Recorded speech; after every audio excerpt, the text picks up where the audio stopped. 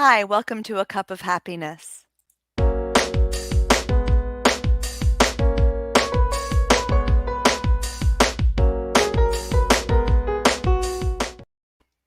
Hi, welcome everyone. Cindy Bettino, transformational healing life coach, energy worker, and happiness expert.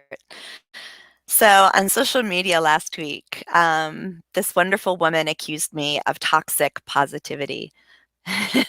And it made me giggle, actually, because the people that know me know that I I believe in authenticity, and authenticity means that we aren't always happy, right? If we're truly authentic, it means that we can be grumpy. It means that we can be sad. It means that we can be angry. But she had a really, really good point.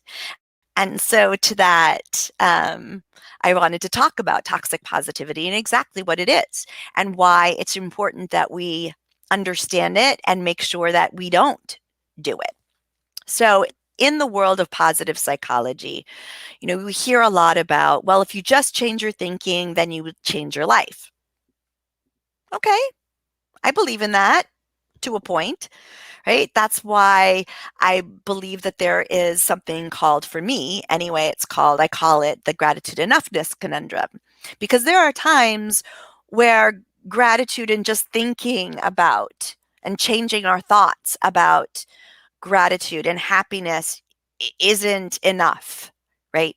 To make us truly, truly happy.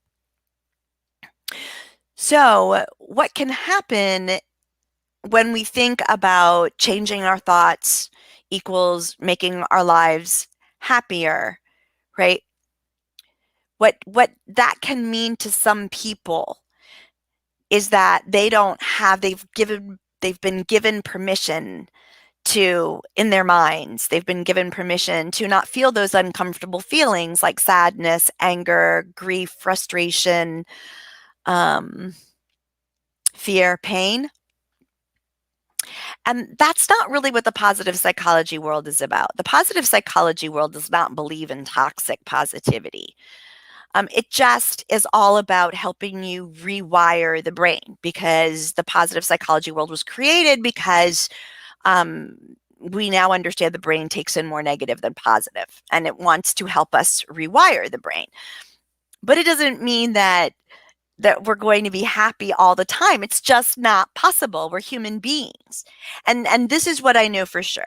What I know for sure is when we refuse to, or we ignore, or we push away, right? And when we refuse to feel those really uncomfortable feelings like pain, anxiety, fear, grief, deep grief, sadness, right?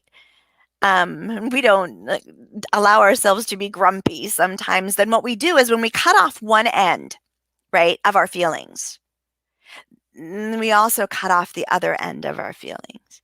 So if we can't feel rage, if we don't allow rage, right? And I'm not saying that we're allowed to rage at other people, okay? That's okay. That's not okay. But the feeling of rage and the feeling of anger, those are not bad things. Those are just feelings, and they are just life force and energy force, right? So when we cut off that ability, we also cut off the ability to have unbridled joy, right?